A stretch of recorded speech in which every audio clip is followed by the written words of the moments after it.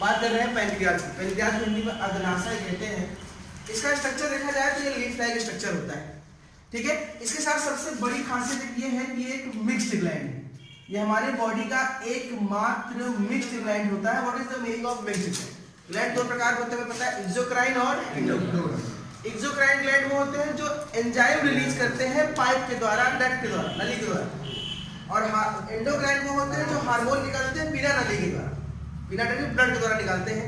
तो जो हार्मोन निकाले वो एंडोक्राइन और जो एंजाइम निकाले वो एक्सोक्राइन। क्लियर? लेकिन जो हमारा पैनक्रियाज है इसके साथ दोनों खूबी है। इसके पास डक्ट भी है, ये पैनक्रियाटिक जूस भी यानी एंजाइम भी निकालेगा। और इसके पास कुछ और भी खतरनाक चीज है जो क्या निकालते हैं, हार्मोन निकालते हैं। इसलिए इसे हम लोग क्या बोलते हैं, मिक्स्ड। दोनों की बात हम लोग करेंगे। इसका स्ट्रक्चर लीफ लाइक स्ट्रक्चर होता है, इसमें पैनक्रियाट निकलता है। सबसे पहले इसके एक्सोक्राइन पार्ट की बात करेंगे। तो एक्सोक्राइन पार्ट में पैनक्रियाटिक डक्ट के द्वारा पैनक्रियाटिक जूस निकलता है। इस पैनक्रियाटिक जूस में ढेर प्रकार के एंजाइम्स होते हैं, जैसे कि trypsin, chymotrypsin, pepsin, pepsinogen, chymotrypsin, है ना, एमाइलेट। ये सब एंजाइम्स होते हैं जो अलग अलग प्रकार के प्रोटीन को, फैट को और कार्बोहाइड्रेट का पाचन करते हैं। और ये जाके खुलता कहाँ है? ये जाके खुलता है इंटेस्टाइन। कहाँ खुलता है? इंटेस्टाइन। देखो ऑलरेडी खुलता है। तो गैस्ट्रिक एसिड में तो ऑलरेडी खूब एंजाइम का भंडारण है। तो ये पैनक्रियाज कहाँ खुलता है? इंटेस्टाइन में खुलता है, जहाँ पे भोजन का पाचन हो सके, ठीक है।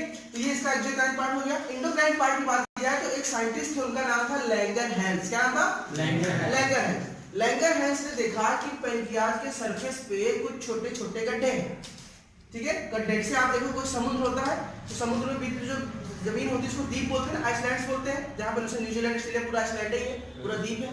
हमारा भारत क्या है? वो प्रायद्वीप है, जो तीन तरफ से पानी से घिरा, एक तरफ से नहीं घिरा। तो हमारा भारत प्रायद्वीप है, बाकी लोग द्वीप है। द्वीप मतलब चारों तरफ से घिरा है, ऑस्ट्रेलिया, न्यूजीलैंड सब द्वीप है। उसी तरह इसमें बीच बीच में कुछ गड्ढे नुमा संरचना है, उसका नाम उन्होंने आइसलैंड रखा या आइसलेट्स रखा।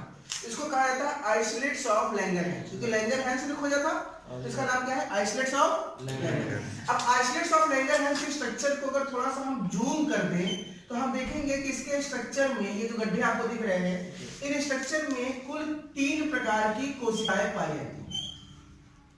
3 प्रकार की कोशिकाएं पाई जाती हैं। एक स्ट्रक्चर कुछ यूं हम ड्रा कर लेते हैं, एक स्ट्रक्चर कुछ हम यूं ड्रा कर लेते हैं और एक स्ट्रक्चर कुछ हम यूं ड्रा कर लेते हैं।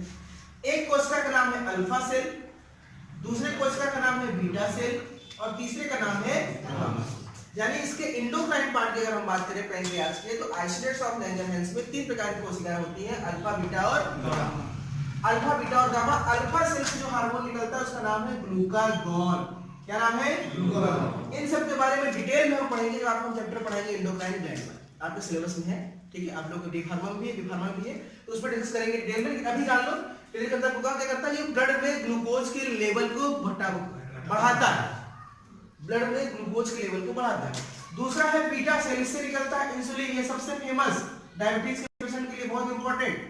ये ब्लड में ग्लूकोज के लेवल को घटाता है। ये दोनों एक दूसरे के अपोजिट काम करते हैं, दोनों साथ में निकलते हैं, ना बढ़ने पाए ना घटने। इंसुलिन। और गामा सेल से निकलता है सोमैटोस्टैटिन।